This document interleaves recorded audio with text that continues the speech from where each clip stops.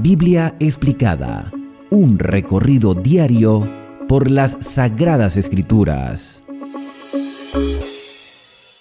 Hoy en nuestro recorrido explicativo por las Sagradas Escrituras hemos llegado al capítulo número 9 del segundo libro de Crónicas, que tiene una historia interesante que ya habíamos estudiado en el primer libro de Reyes en el capítulo 10.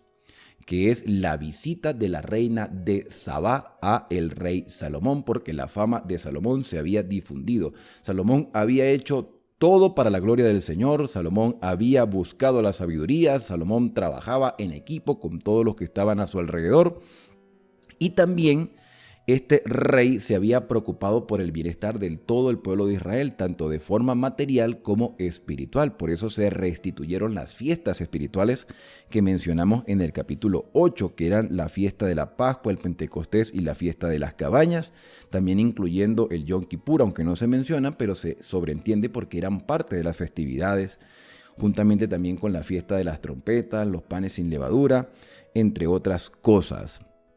Entonces todo eso se dio a conocer alrededor de Israel. Todas las naciones pudieron entender que Salomón era un rey próspero, lleno de sabiduría, era un hombre espiritual que había encontrado no solamente el bienestar material, sino que había encontrado la paz con las naciones que estaban a su alrededor. Su fama se había difundido por diferentes lugares, a pesar de no haber redes sociales, ni Twitter, ni internet, ni medios de comunicación como la televisión, la radio, ni la prensa. Las personas se comunicaban de uno a otro la información y esa información llegaba a otros lugares. Dice el capítulo 9, en el versículo 1, que cuando la reina de Sabá oyó, y esto recordemos que Sabá quedaba en África. Algunos piensan que era Etiopía u otro país africano. Y esta mujer en África, vamos a ver un momentico el mapa. Yo tengo por acá el mapa mundi, que a veces les he mostrado. Entonces por aquí tenemos el continente africano. ¿Dónde quedaba Israel? Un poco más arriba. Por acá, sí, aquí esto es Arabia Saudita. Por aquí quedaba Israel y todo lo que está abajo es el continente africano. Entonces, ¿cómo llega la información? Desde Israel a África, las personas empezaron a comunicarse, empezaron, lo que diríamos, a la gente no le gusta el chisme, pero le entretiene. O sea, empezaron a decir, oye, Israel es próspero, el rey Salomón es un rey sabio, la gente ama al rey, mira, hicieron esto, hicieron lo otro, por aquí, por allá. Recuerden que Salomón también trabajó con extranjeros para traer madera y para traer todo lo que se necesitaba para la construcción del templo, y de eso se duró 7 años. La construcción del templo, más los 13 años de la construcción del palacio y del beneficio que había recibido todo el pueblo de Israel. En 20 años esa información se transmitió y la reina de Sabá oyó la fama de Salomón. Vino a Jerusalén para probar a Salomón con preguntas difíciles. El propósito de la visita de la reina de Sabá no era como muchos piensan, que era llegar a ser la esposa de Salomón. De hecho, esta mujer no fue la esposa de Salomón, nunca tuvo ningún tipo de relación sentimental con Salomón. La reina de Sabá era reina porque había un rey. Si no hubiese dicho la princesa de Sabá, pero era una reina, había un rey. Seguramente era una señora ya mayor, de avanzada edad. Posiblemente hasta viuda, porque el rey no fue con ella. Ella fue sola, pero bueno, en realidad no fue sola. Fue acompañada de sus siervos, sus seguidores, sus testigos, porque ella iba a comprobar para ver si era verdad lo que se decía del rey Salomón. Ella no fue con ningún propósito de tener intimidad con él, ni se sintió atraída por Salomón y voy a ir para allá a ser su esposa o a estar un rato con él. No. La reina de Sabá fue con un propósito especial de saber si realmente era verdad lo que se decía de este rey y qué podía aprender del rey para llevarlo a su reino. Las razones de que ella haya ido sin esposo no las sabemos.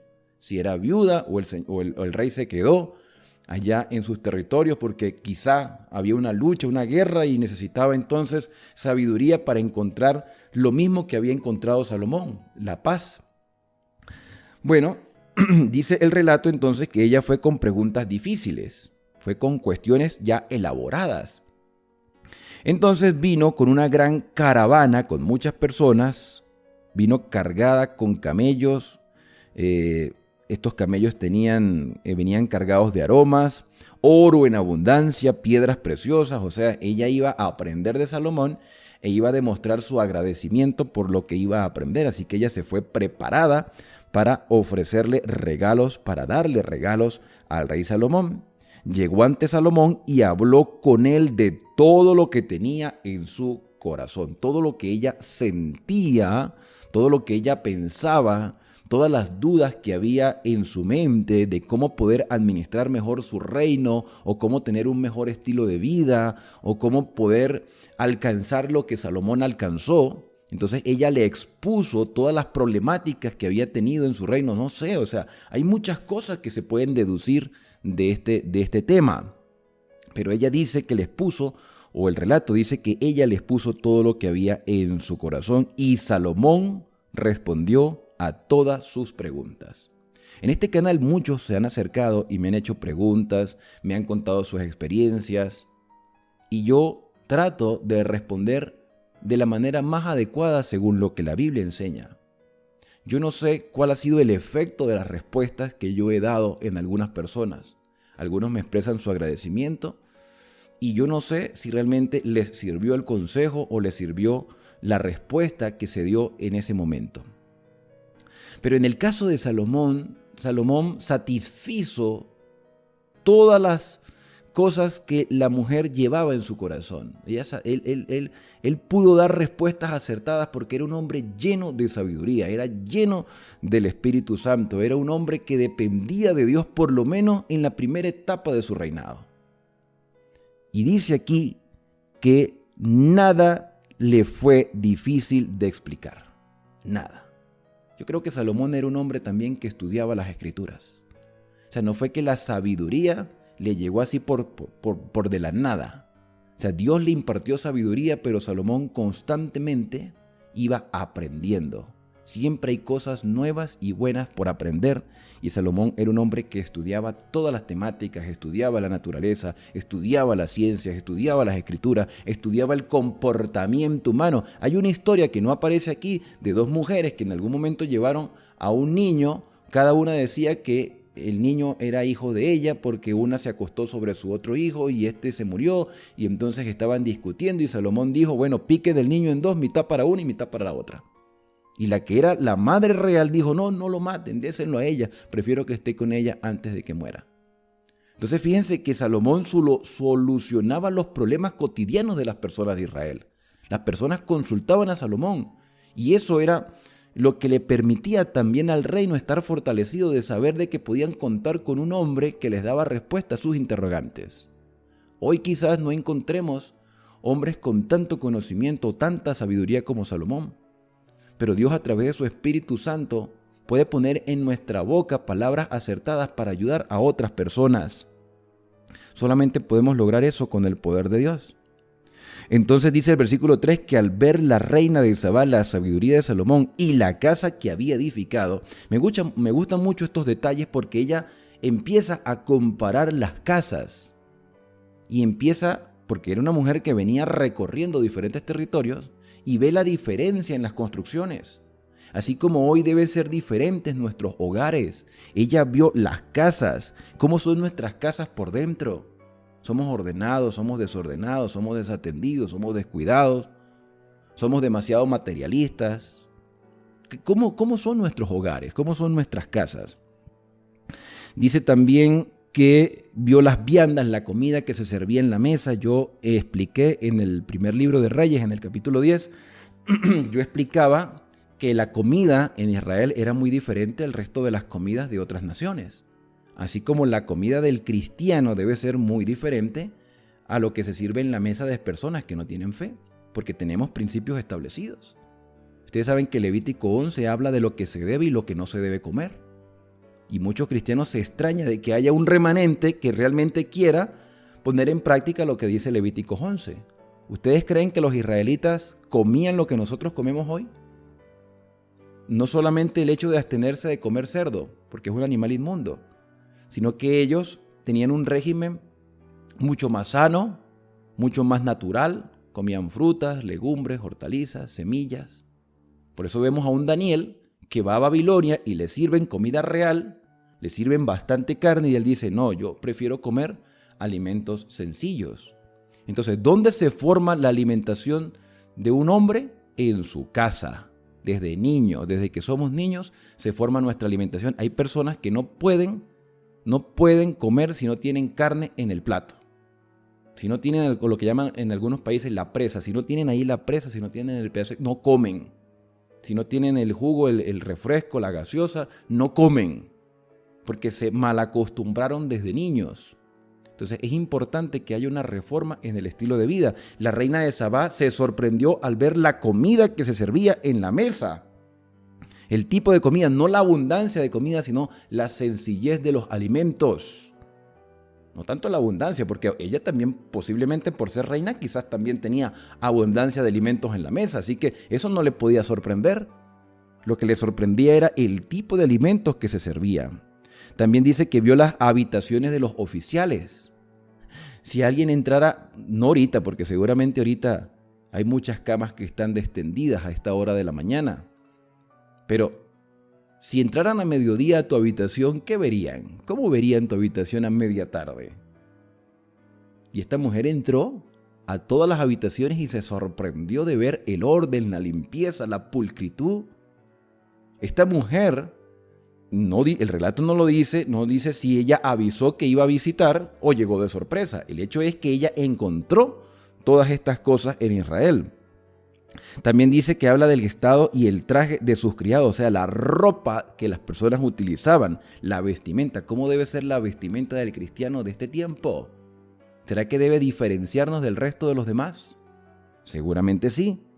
También habla de el vestido de los maestresalas, el vestido y la escalera por donde subía la casa del Señor. Ella dice que quedó asombrada, sorprendida de todo lo que había visto y dijo al rey, es verdad lo que oí en mi tierra de tus cosas y de tu sabiduría. O sea, no era un rumor, no era simplemente un comentario, una fake news, una noticia falsa. No, es verdad lo que yo escuché.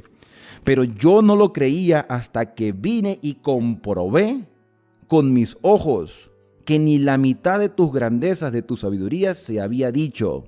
Tú superas la fama que llegó a mis oídos. Mis queridos hermanos, cuando tú experimentas la conversión, cuando tú realmente vives la fe, hay muchas cosas que se van a decir de ti. Pero cuando las personas entran en contacto contigo y ven el estilo de vida que estás llevando, se dan cuenta que ese estilo de vida vale la pena. La reina de Sabá se dio cuenta que el estilo y la manera de gobernar en Israel y la forma de vivir en Israel era realmente un modelo a seguir. Y eso era lo que Dios quería.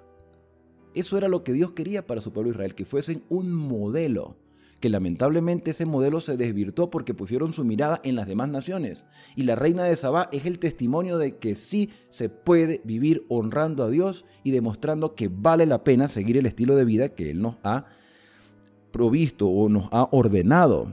Y ella dijo, dichosos tus hombres y tus siervos que están siempre ante ti y oyen tu sabiduría. El Señor tu Dios sea alabado. Fíjense que ella engrandece el nombre del Señor, que se agradó de ti para ponerte sobre tu trono por rey para gobernar, para el Señor tu Dios, por cuanto tu Dios amó a Israel para afirmarlo perpetuamente, por eso te ha puesto por rey sobre ellos, para que administres juicio y justicia. Así que Salomón tuvo que haberle contado la historia de David, la historia de Moisés, el cruce del Mar Rojo, la historia de Abraham. O sea, Salomón le contó muchas cosas de la historia de ese pueblo y ella le dio al rey 120 talentos de oro. Estamos hablando de 4 toneladas y gran cantidad de especies aromáticas y piedras preciosas. Nunca hubo tales especies aromáticas como las que dio la reina de Sabá al rey Salomón. También los siervos de Irán y los de Salomón, que habían traído el oro de Ofir, trajeron madera de sándalo y piedras preciosas. De la madera de sándalo, el rey hizo gradas en la casa del Señor y en la casa real, arpas y salterios para los cantores. Nunca en la tierra de Judá se había visto madera semejante. Y el rey Salomón dio a la reina de Sabá todo lo que ella quiso y pidió más de lo que había traído al rey. Tremendo, ¿no? Porque aquí también hay un principio de mayordomía. Ella vino con el propósito de dar como agradecimiento por lo que iba a aprender, pero recibió más de lo que dio. Aquí hay un principio con respecto a la generosidad. Si yo doy, más recibiré. Ahora, yo no lo hago, yo no doy para recibir. Yo doy porque ya recibí. Y ella sabía que iba a recibir más que lo material, iba a recibir conocimiento de la verdad presente para ese tiempo. Y ella se fue contenta, regresó a su territorio, a su reino. No sabemos qué pasó con el reino de Sabá. No sabemos si ellos aplicaron o no aplicaron lo que aprendieron. Yo creo que sí. Y hay una historia que nosotros no sabemos, pero la sabremos cuando Cristo venga, de todo lo que sucedió en esos territorios después de esa visita.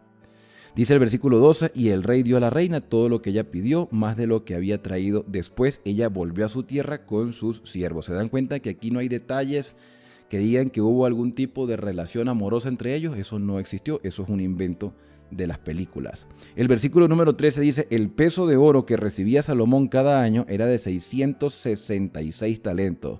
Aquí aparece por primera vez el número 666 relacionado con cosas materiales. Esta será una clave para entender el 666 del Apocalipsis. 666 talentos de oro que recibía cada año el rey Salomón. Tiene que ver con lo material.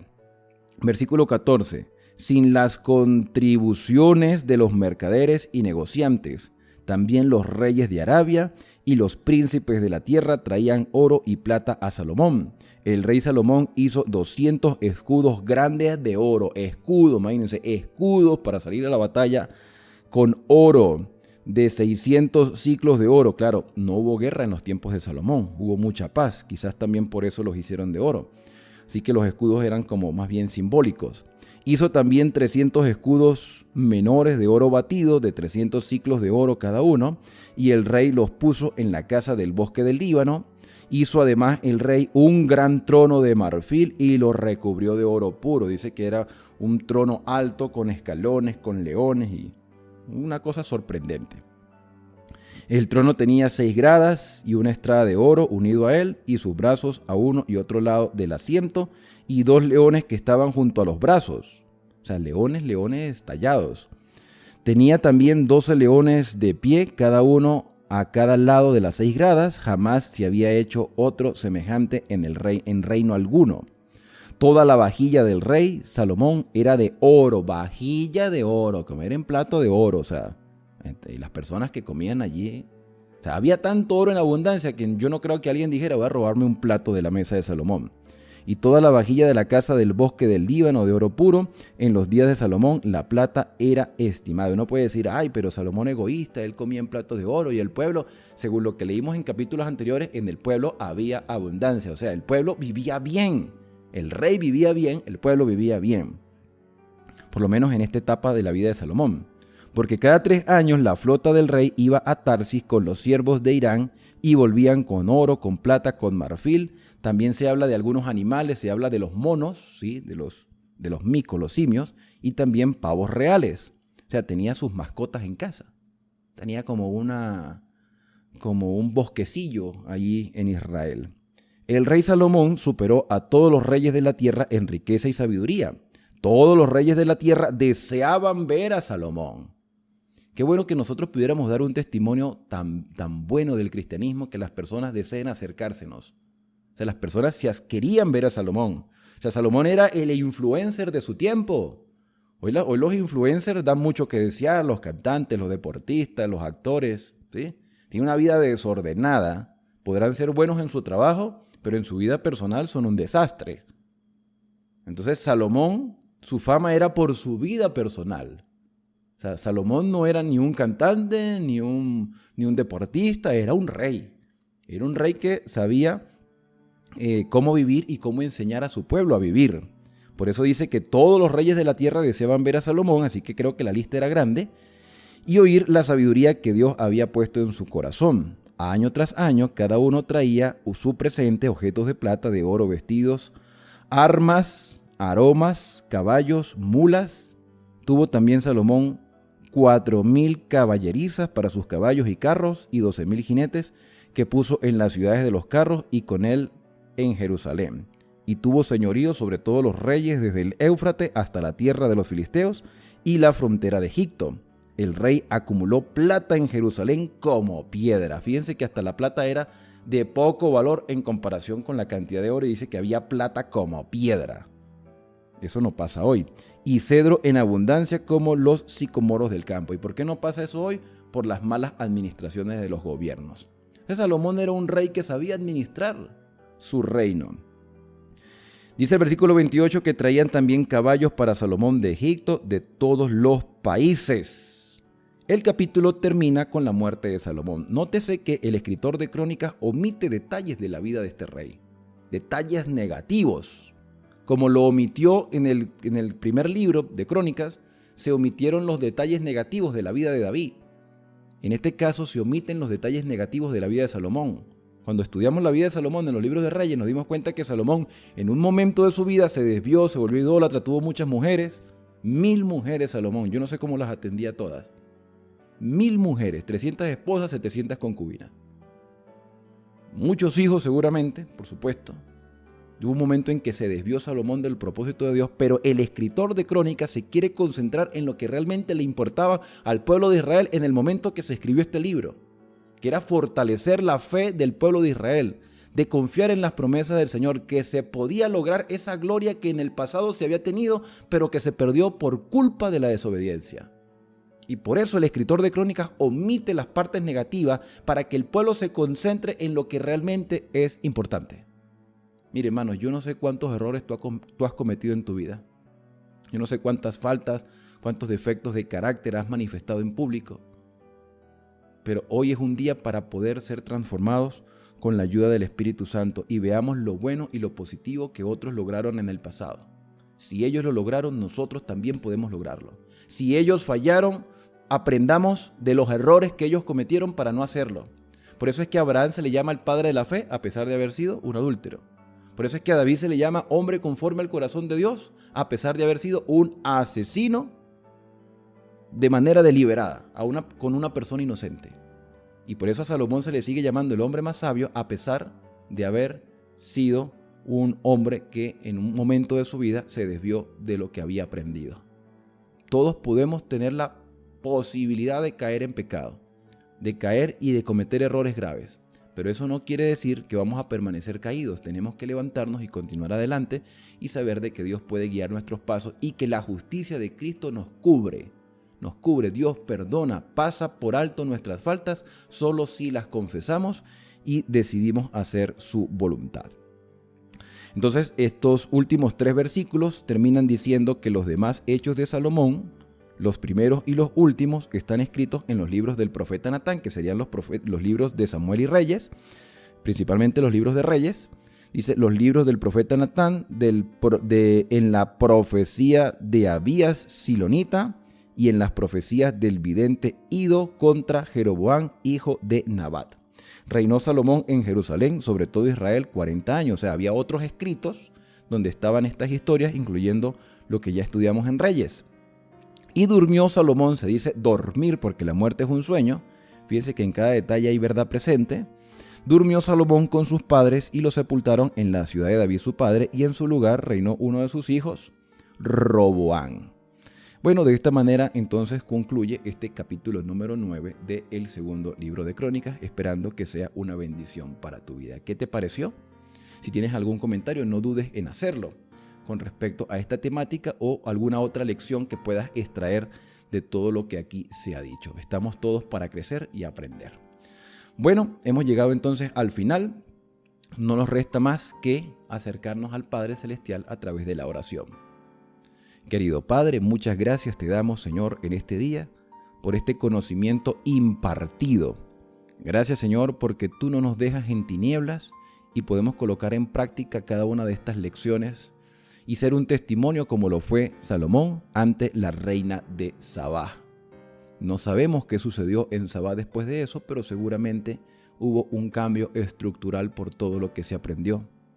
A pesar de que Salomón fue un hombre que también se equivocó como nos equivocamos nosotros, hoy se conoce como el hombre más sabio de toda la tierra porque, a pesar de todo, fue un hombre que dependió de ti y que se arrepintió y que confesó sus faltas y que estuvo dispuesto a hacer su voluntad hasta el último día de su vida.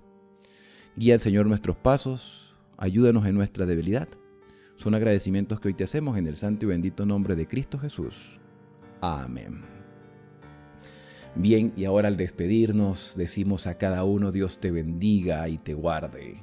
Haga resplandecer Dios su rostro sobre ti y tenga de ti misericordia. Dios alce sobre ti su rostro y ponga en ti paz. La invitación es para el día de mañana, cuando regresaremos con el recorrido explicativo por las Sagradas Escrituras. Que Dios te guíe a lo largo de todo este día.